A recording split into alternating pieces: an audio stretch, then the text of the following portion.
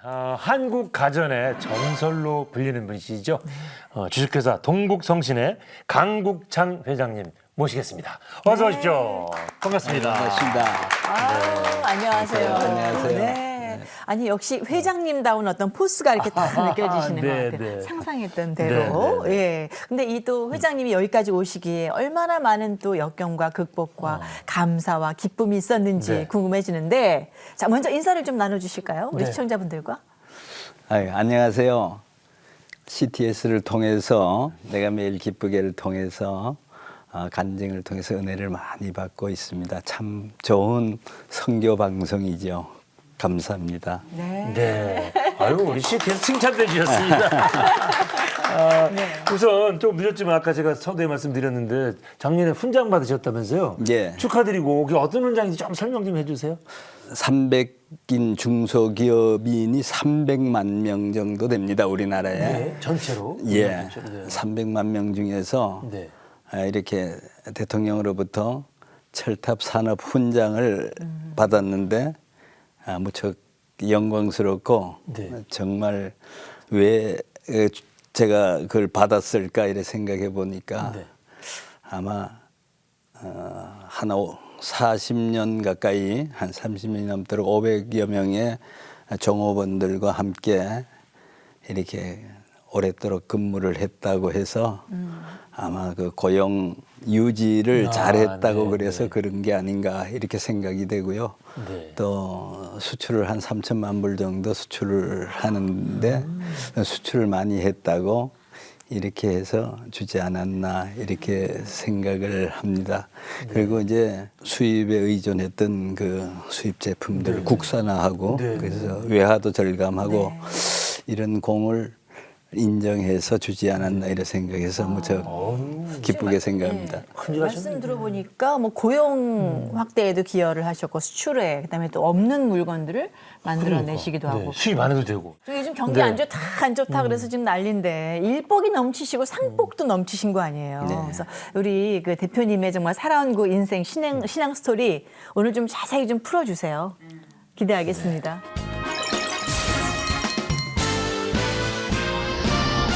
어떻게 시작하셨습니까? 신앙생활 우선. 신앙생활은 네네. 제가 한 40여 년 전에 제가 태백이라는 아주 그 강원도 네. 태백 네. 탄광촌이죠. 네. 거기서 태어났습니다. 거기는 그 당시만 해도 학교라고는 초등학교도 하나뿐이었고요. 중학교도 하나뿐이었고 고등학교도 하나뿐인 그런 첩첩산골이죠. 탄광촌. 지금은 조금 틀립니다만은 그 당시에는 고등학교도 공업 고등학교인데 과가 광산과 하나밖에 없었어요. 그러니까 취업을 위해서 만들어진 그런 이제 학교죠. 그 지역에 이제 탄광들이 많으니까. 그렇죠. 전부 탄광지대니까 공업 고등학교 광산과 출신입니다. 그래서 고등학교를 공업 고등학교 광산과를 졸업하고 지나간다는 건 그건 참 어려운 일인데 네. 그 연세대학교를 그때 진학을 했습니다. 아니 전기공학과를. 공부를 잘하셨나 봐요.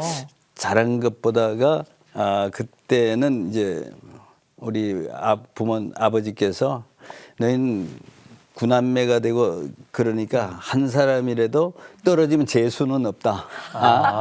그리고 그다음에 그 학교 들어가면 제주껏 공부를 해야 된다. 밥 먹는 것만도 어려울 때였으니까 그랬죠.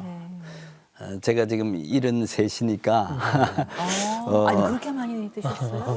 이제 설 쉬었으니까 우리나라 나이로는 74대네요. 아이고 젊으신 분 벌써 나오잖아요. 너무 젊으시다고. 저는 아까 뭐 40몇 년 전에 태백에서 뭐 태어나서 40대신 줄 알았어요. 굉장히 팍팍 씁니다. 네. 아니 그래서 어떻게 연세대를 그래서 가신 거예요? 아주 죽어라 공부를 하신 거예요? 그 지역에서 하도 진학한 학생도 없고 하니까 바로 우리 선배부터 대학교 서울에 특히 공과대학에 진학하면 등록금을 대주겠다, 장학금을 주겠다 하는 그 제안이 있었어요. 회사 그 탄광에서 그래서 이게 유일한 정말 찬스다 이래가지고 그때부터 좀 마음을 먹고 공부를 좀 열심히 했던 것 같습니다.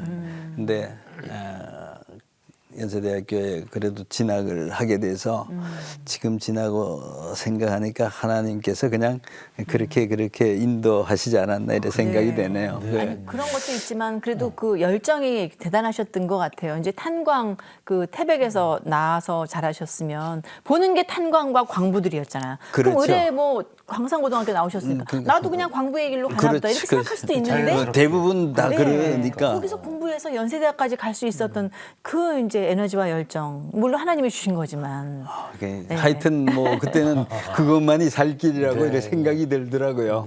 그러지 않으면 동생들 그냥 뒤에 쫙 있죠. 그다음에 뭐 이게 이 탄광촌을 벗어나는 길은 오로지 이 한 길밖에 없다 이런 생각이 돼서 그렇게 열심히 했던 것 같습니다. 그래서 진학을 해서 거기서 나와서 그때도 요즘처럼 그 취업이 굉장히 어려웠을 때예요.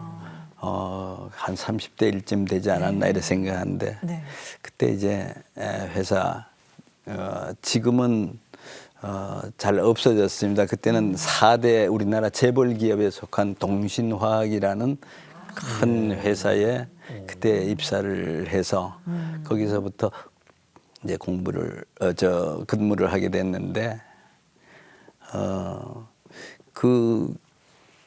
하면서 남보다 열심히 또 시골에서 왔으니까 선배도 없고 후배도 없잖아요. 시골 그렇죠. 스스로 하지 않으면 안 되는 거죠. 그때만 해도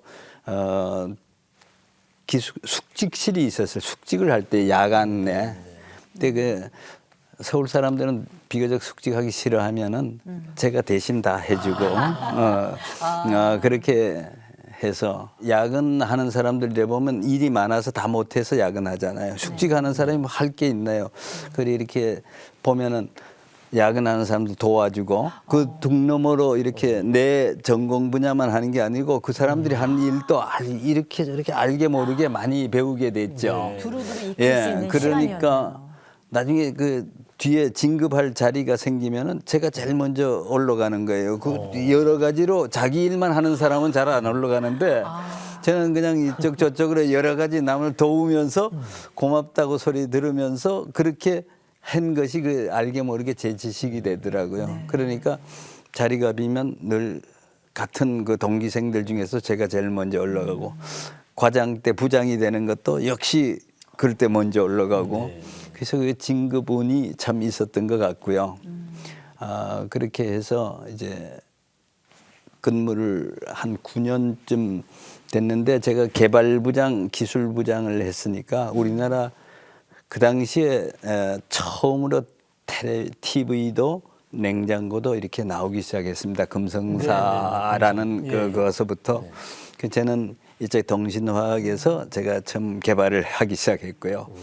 하는데 어느 회사나 다 마찬가지였지만은 케이스만 만들고 그 중요 부품은 다 수입해 왔어요. 일본에서. 그래서 일본하고 제휴를 해서 도시바다 뭐 이렇게 금성사도 히타치하고 제휴하고 이런 제휴를 하면서 수입을 해 왔을 때 제가 가만히 생각하니까 계속 이런 부품을 수입을 해야 되느냐. 우리나라는 이거 정말 우리는 케이스밖에 못 만드는 건가 이렇게 생각해서 이건 내가 나가서 이건 해야 되겠다. 한 2년 걸쳐서 성공을 했습니다. 그래서 상공부 당시에는 상공부죠. 요즘은 뭐 그래서 그렇죠. 지금 이렇게 개발이 됐으니까 이제는 좀 규제를 해달라 이렇게 요청도 하고 이제 각 냉장고 회사에 전부 다니면서 이걸 이제 공급하기 시작했죠. 그러다 보니까 한꺼번에 갑자기 이렇게 기업이 막 성장하면서 그래서 뭐 이 공장이 하나 가지고는 안 되죠. 그래서 또 그 옆에 공장을 하나 얻고 하니까 1공장, 2공장, 3공장 너무 잘 나가고 너무 잘 되니까 그때는 뭐 이걸 제 혼자밖에 없으니까 배급 주다시피 했죠. 그 후엔 삼성전자도 나타났고 뭐 대한전선 요즘 대우지만 기술력이 있으니까. 그렇죠. 정신이 없이 그냥 회사가 사업이 바쁘고 분주했죠. 그게 한 9년 가까이 흘렀나 봅니다. 그렇게 잘 되니까 그 지역에서 슬슬 이제 그 국회의원 한번 출마해보라고 그 지역 유지들이 아이고 또 정치권에 이렇게 꼬드기는 또 이런 아, 요구가 예, 있었네요. 그래서 잘 되는 줄 알고 국회의원 운동을 하러 태백에 이렇게 내려가서 한 3, 4개월 동안 하는 동안에 그 회사를 맡길 수가 없으니까 회사 우리 이제 격리 담당 상무에게 모든 도장이고 뭐 다 맡겨놓고 선거운동 하러 선거운동 하러 태백에 내려가셨군요. 태백에 내려가서 하는 동안에 이거 나중에 공천 이 발표가 나는데 제 이름이 딱 빠진 거예요.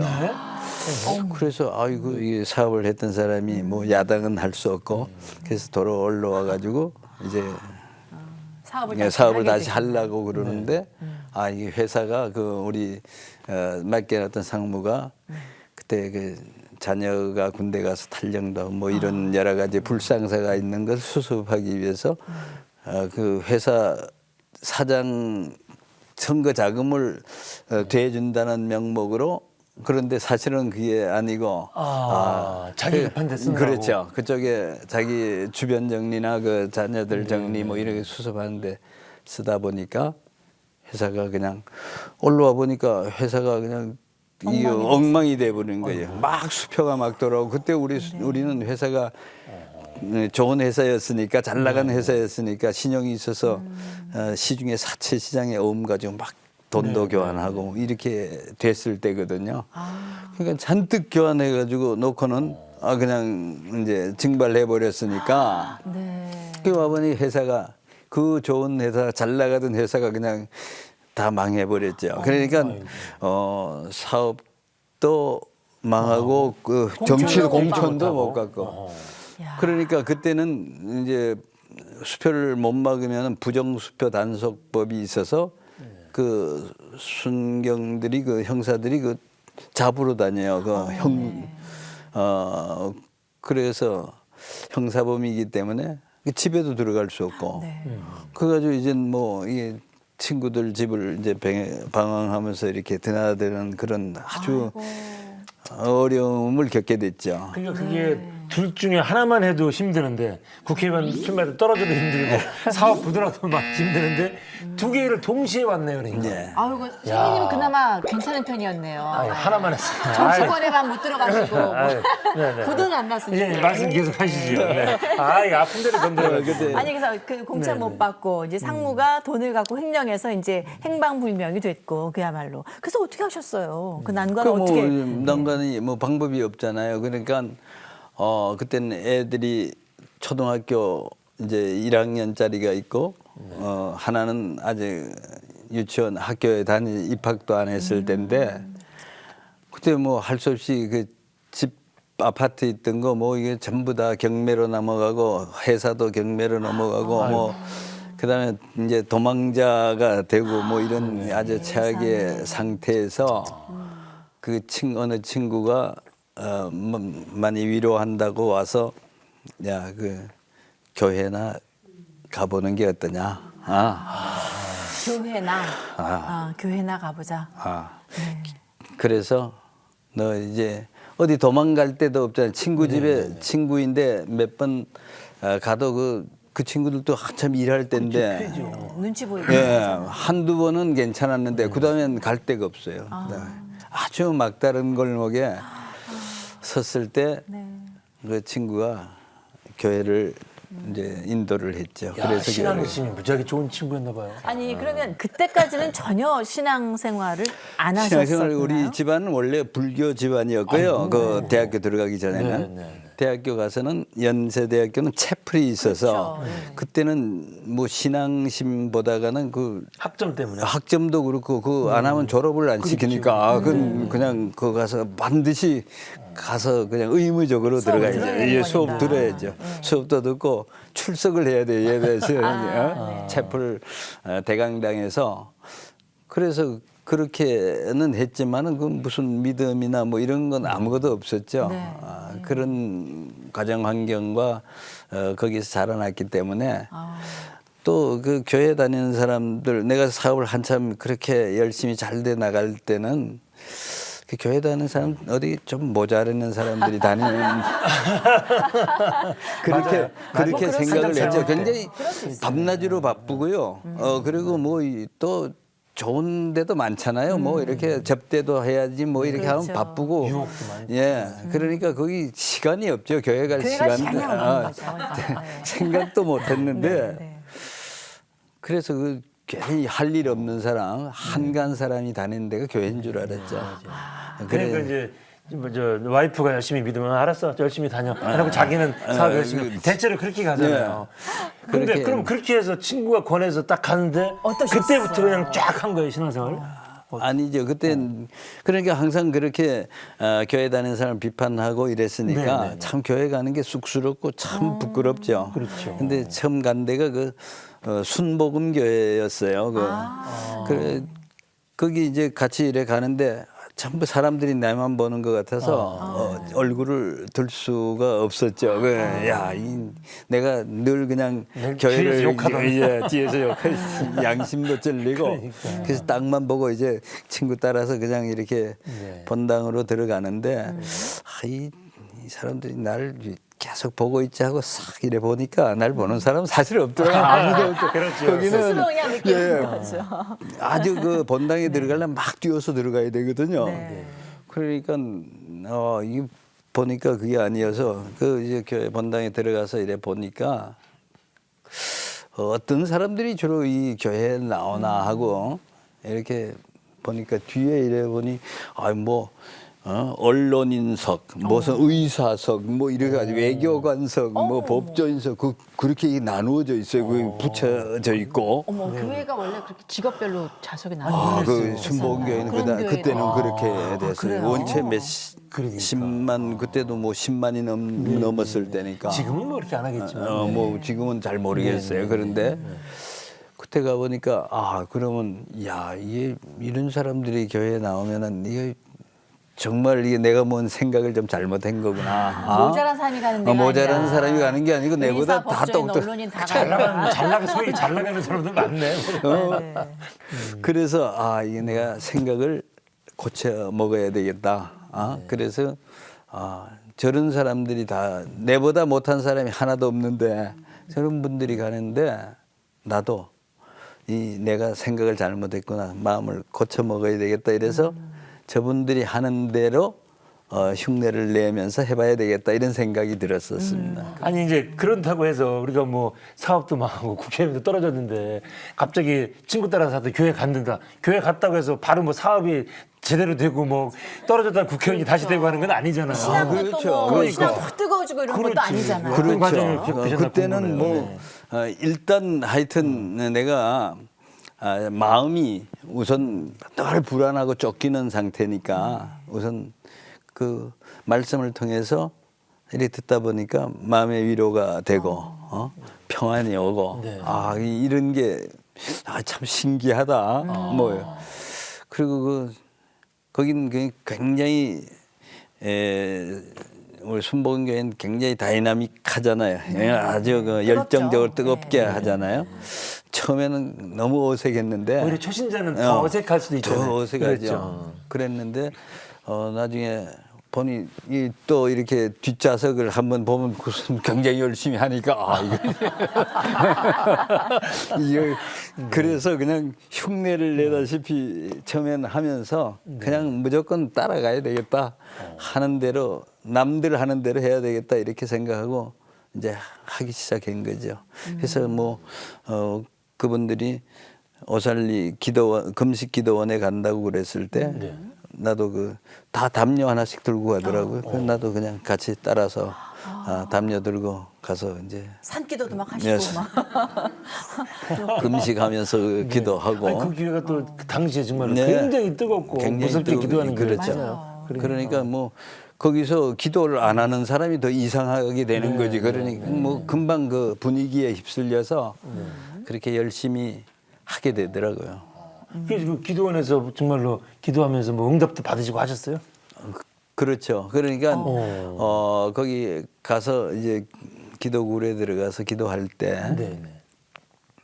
금식 3일째 되는 날이었던 것 같아요. 제가 기도 제목은 뭐 늘 똑같이 하나님 이제까지는 하나님이 없다고 생각하고 한 10년 가까이 한 9년 만에 이제 도산됐는데 10년 가까이 그렇게 사업을 했는데 그러다 보니까 망했습니다. 이제 다시 한번 지금부터는 하나님이 계시다고 생각하고 사업을 한번 해볼 테니 다시 한번 기회를 주십시오 하는 게 기도 제목이었죠. 뭐 그냥 울며 불며 하나님 앞에 그렇게 매달렸죠. 그 기도 그래 아무도 보는 사람도 없으니까 내 혼자 그냥 하는 거니까 그때 3일째 되는 날 네. 이제 마음에 평안이 오면서 용기가 생기면서 한번 내려가서 다시 해봐 하는 것 같은 그런 감동이 오더라고요. 그래서 아주 그냥 기분이 아주 그냥 좀 좋았고 그래서 그냥 주섬주섬 이제 다 정리를 하고 그다음 하산을 하는데 아주 날아갈 듯이 아주 기쁜 거예요 마음이. 그 내려와서 그 이튿날부터 다시 옛날에 거래했던 회사에 노크를 시작했습니다. 다시 한번 기회를 주십시오 하고 했더니 강 사장이 달라 그러면 일을 달라면 돈을 달라면 못 주지만 일을 달라면 줘야지. 거기 다 개발한 건데. 그래서 거기에서부터 물건을 이제 만들기 시작했죠. 작업복을 입고 밤낮 없이 이제 그 직원 한 2명 데리고 다시 이제 재기를 했습니다. 잠시 후 참 힘든데 계속 기도를 했는데 교회가 지어졌어요. 공장 다 짓고 집을 갖게 됐어요. 복을 받기 시작했죠. 간절히 기도하며 매달린 그를 다시 일으켜주신 하나님. 하나님이 계시다고 인정하고 시작한 사업이니까 매월 첫 금요일이면 예배를 드리고 굉장히 뜨겁습니다. 주님의 축복으로 세워진 일터에서 예배를 올려드리는 그. 생각하고 행동하는 것이 하나님 뜻에 합당했으면 좋겠다 이렇게 생각을 해요. 하늘나라 가서 받을 상급 준비 좀 해야 되겠죠. 이제는 하늘나라의 상급을 쌓는 강국창 회장의 이야기. 지금 공개합니다. 근데 지금 진짜 막다른 골목에서 하나님을 만났지만 다시 또 기회를 주셔가지고 이렇게 사업이 성공하면 또 살짝 잊어버리기가 쉬운데 맞아요. 어떻게 그 초심을 40년 동안 안 잊고 가세요? 그건 정말 하나님 아니면은 그건 약속을 했기 때문에 하나님하고 제가 정말 다시 하나님이 계시다고 사업을 이제 인정하고 시작한 사업이니까 정말 배신할 수가 없더라고요. 그래서 그때부터 이제 교회 목사님을 모시고 예배를 드리면서 그때 매월 첫 금요일이면 예배를 이렇게 드리고 한 달에 한 번씩. 그리고 드리면서 시작을 한 것이 지금 한 3년쯤 되는데 지금까지 이제 그 공장이 국내 공장이 4개 있는데 여기 인천에 있고 광주, 창원, 제주 모든 사업장이 전부 가득 예배실이 가득 차게 하고 그냥 저 박수 치면서 찬송도 하고 뭐 이런 게 굉장히 뜨겁습니다. 그래서 그런 과정과 그런 복을 받기 시작했죠. 그러니까 먼저 사업하시면서 예배드리고 공장 짓고 그다음에 또 집도 마련하셨던 것 같은데 그렇죠? 그러니까 그 공장을 우리가 굉장히 어려움이 있을 때 제가 출석한 교회가 이제 순복음교회에서 그렇게 신앙생활을 하고는 그다음엔 이제 집도 없고 뭐 아무도 없잖아요. 갈 데가 없어서 우리 부모님 집으로 애들 데리고 들어갔어요. 그 대림동에 있는. 근데 그때는 마음이 뜨겁고 이러니까 우리 부모님을 전도를 해야 되겠다 이런 생각이 났죠. 그래서 부모님에게 이제 말씀을 드렸지. 아버지 어머니께서 교회 나가셔서 기도를 하면 제가 다시 아마 잘 될 것 같습니다. 그러니까 이 자식에게 이기는 부모가 없다고 부모가 당신 집에 이제 지금 애들 둘 데리고 거기 들어와 지금 집도 넓지도 않은데 거기서 하면서 이렇게 하는 거 보니까 가련하기도 하고 이러니까 그럼 그거야 뭐 그렇게 하자 이렇게 승낙을 받았죠. 참 지혜로우세요. 부모님 설득이 최고네 그게 그죠? 부모님 신앙 갖게 하려면 그렇게 해야 되겠네 그죠? 그 전도가 되신 거예요. 그래서 그래서 순복음교회 가려니까 거기 얼마나 멀기도 하고 또 그거 복잡하잖아요. 모시고 연세 높으신 어른을 모시고 그리 가는 게 힘들어서 그 가까운데 어디 교회가 없나 하고 이렇게 이래 두리번 했더니 그 가까운데 2층에 조그만 한 교회가 있더라고요. 간판이 50-60명대 가보니까 목사님도 아니고 전도사님이 개척한 교회였어요. 개척한 교회. 예. 그래가지고 그쪽으로 이제 부모님도 모시고 우리도 이제 거기에 등록을 했는데 그러니까 그 임대를 조그만하게 얻어서 하는데 목사님이 뭐 아주 그냥 열정적이고 이래서 교회 건축을 위해서 기도를 그때 시작했어요. 그런데 제가 신봉교회에서 한 2년 이상 다니면서 이제 배운 게 있잖아요. 그거 오니까 일꾼 하나 왔다고 그냥 가다 잡아가지고 여러 가지 그냥 뭐 갖가지 그냥 이제 사역 감투도 씌우고 뭐 이래가지고 일을 할 일도 많고.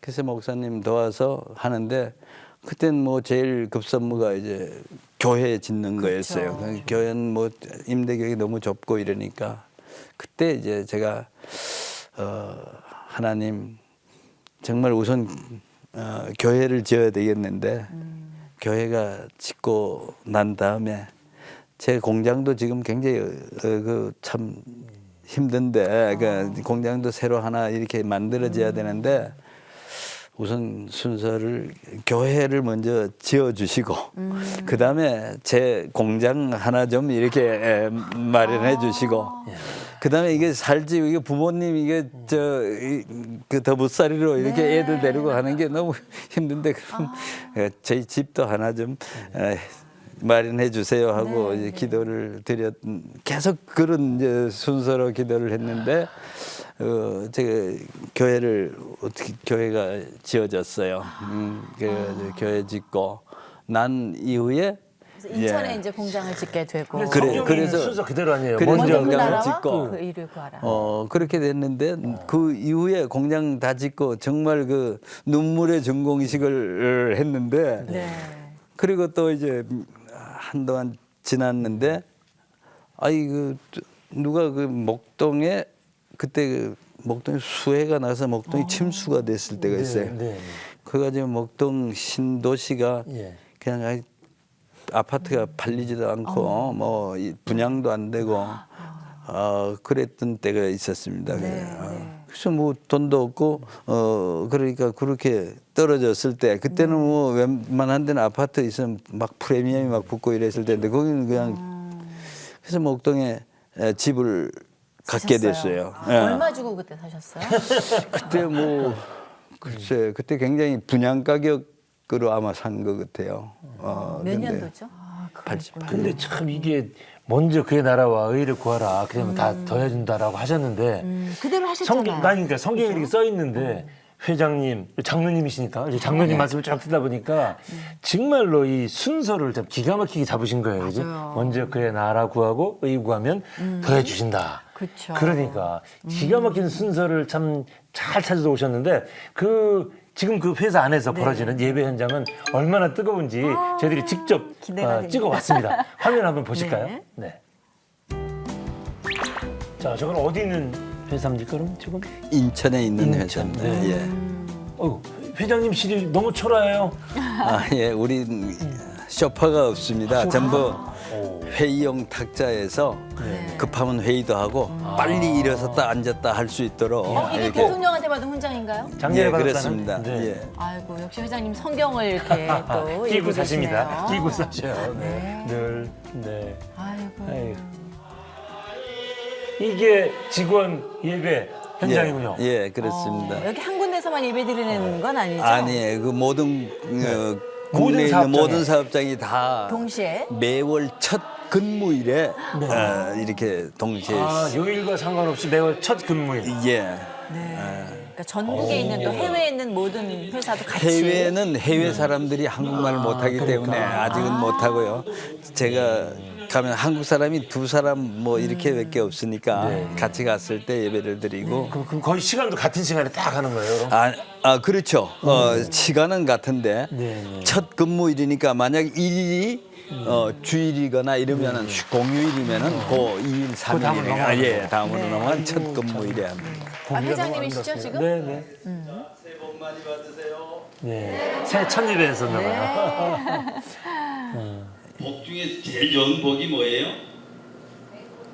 뭘까요? 그냥 뭐든지 잘 되는 복, 그게 형통의 복이라고 그래요. 그게 아멘입니다. 네. 네. 맞아요? 사람이 내가 이렇게 주는 게 아니잖아. 하나님이 주는데 하나님으로부터 받는 복 중에 형통의 복을 받으면 이게 뭐 아주 끝내주는 거예요. 형통의 복이네요. 제일 좋은 복이. 아멘. 주기를 일단 지키신다는 거는 기본이시고요. 매월 첫째 날 이 시간 사실은 기업인으로 생각하면 굉장히 아까운 시간이거든요. 2시간이라는 시간을 생산을 뺀다 그러면 아마 한 2만 개 정도 생산을 뺄 수가 있는데 그 시간을 우리 직원인과 또 하나님께 영광을 돌리기 위해서 시간을 할애하신다는 점이 가장 저는 존경스러워요. 늘 성령님이 함께 하시고 또 은혜를 많이 받으시고 늘 뭐 기도 많이 하시는 분이니까 하나님을 믿는 그 자녀로서 너무 자랑스러워요. 저희들을 늘 애쓰시고 이렇게 걱정하시면서 같이 현장에서 같이 이렇게 지내는 것에 대해서 참 감사드립니다. 이제 연세도 있으시고 한데 좀 건강 늘 챙기시고 또한 기도로서 이렇게 많은 후원 부탁드리고 이렇게 늘 건강하시고 행복했으면 좋겠습니다. 아이고 참. 아니 세상에 하나님이 저 사업 현장에서 저렇게 예배드리는 모습을 보면 얼마나 기쁘시겠어요. 교회에서 드리는 예배보다 더 기뻐하실 것 같아요. 그래서 형통의 복을 주시는 건가요? 어떻게 그런 것 생각하세요? 같습니다. 이게 하나님께서 왜 저에게 이렇게 복을 많이 주실까 이렇게 생각해 보니까 그 정확한 답은 하나님께 여쭤봐야 알겠지만은 제가 생각할 때는 하나님께서 이렇게 예배 드리는 것을 가장 기뻐하시지 않나 이렇게 생각하고요. 뭐 어느 사업장이나 다 사업주는 애쓰고 노력하고 수고하는데 왜 유독 제가 뭐가 차별화가 됐을까 이래 생각해 보니까 이런 그 예배 드리는 것이 조금 차이가 나지 않았을까 이래 생각하고요. 두 번째 만약에 하나님이 또 복 주신 이유를 찾는다면 제 나름대로 우리가 부모에게 효도하고 형제 우애를 이렇게 지켜온 것이 하나님께서 가장 기뻐하시지 않았나 이래 생각합니다.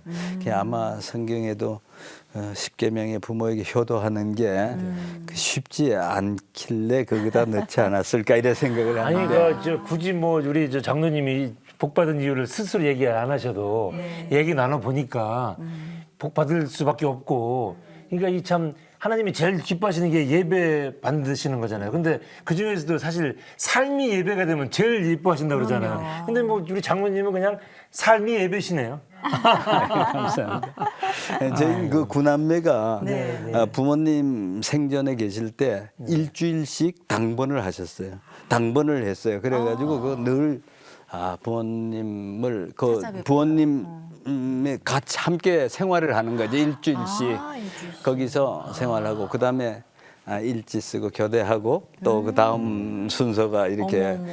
그러니까 딸 아들을 할 것 없이 구남매가 돌아가면서 그렇게 하니까 네. 일주일 해도 다음 두 돌아올 달, 때까지 두 달에 두달반 정도? 예. 네. 예, 그렇게 하면서 그러면 했는데 효도 받으려면 구남매쯤 나야 되는데. 아이고 어떡하지 나 둘밖에 없는데.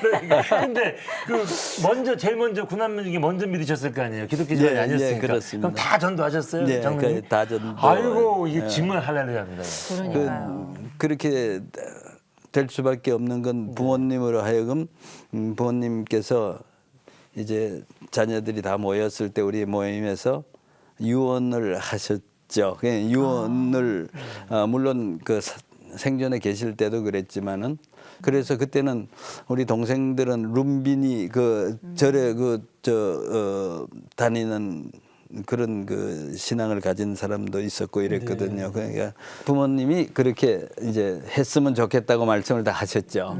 그러니까 자연스럽게 그거에 반대할 사람은 없잖아요. 그렇죠. 그러니까 이제 교회를 나가야 되겠다고 생각해서 다 이 교회를 나가게 됐고 그때부터 예배를 가정 예배를 드렸는데 우리는 가정 예배 지금 그 가정 예배 우리 가훈이 너희는 서로 사랑하라였습니다. 그러니까 서로 사랑하라가 가훈인데 본인이 이제 소천하시고는 사랑회라는 이름으로 이렇게 해서 가족들이 제사를 안 하니까 얼마나 좋습니까? 그 뭐 그냥 탕 안 끓여도 되잖아요. 그 다 평소에 부모님들 좋아하시던 음식 그냥 딱 해나 그 하면서 우리가 부모님 얘기하면서 이렇게 나누어 먹고 이러거든요.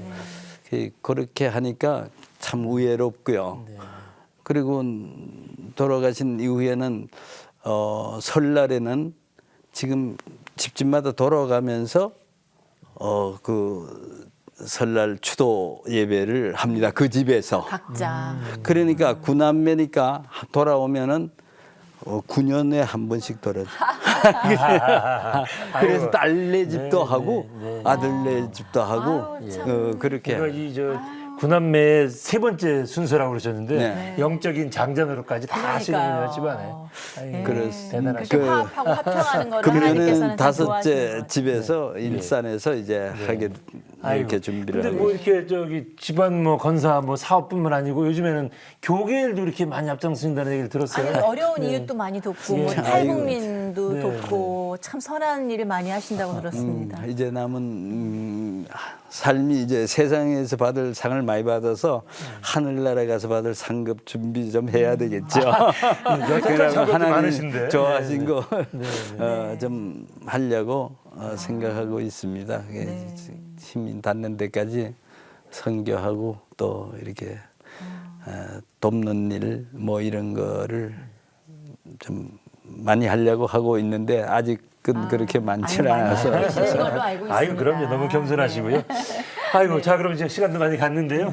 이제 마무리하면서 우리 저 장로님 뭐 비전 뭐 기도 제목 있으면 좀 함께 나누시죠. 네.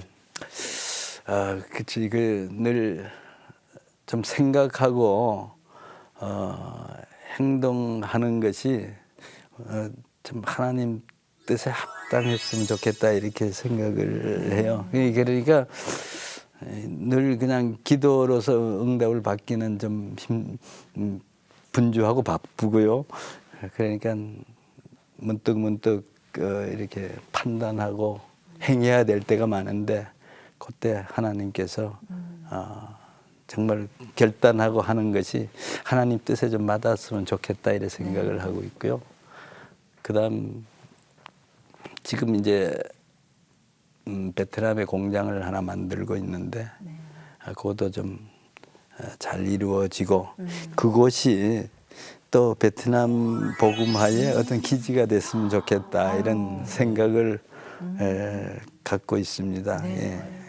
그리고 지금 사실은 제주도도 저희가 그 제주도 복음화의 그 기지를 만들기 위해서 계속 이제 주일날 또 예배를 드리고요. 뭐 그 주변 내장객들 또는 우리 협력업체 직원들 거기 예배 처소를 만들어서 지금 하고 있고요.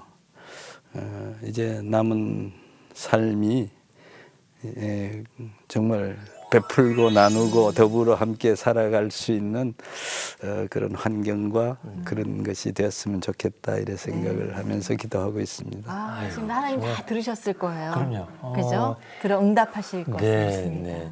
이참이 뭐 아직 70이 넘으셨지만 정정하신데 아유, 그럼요. 그래도 또 인생의 후반부를 또 너무나 지금 아름답게 설계하고 계신 것 같아서요. 하나님 네. 꼭 들어주시려 믿고요. 하여튼 앞으로도 계속 승승장구하시길 바랍니다. 오늘 이렇게 시간 내주셔서 정말 아유, 고맙습니다. 고맙습니다. 네, 감사합니다. 네.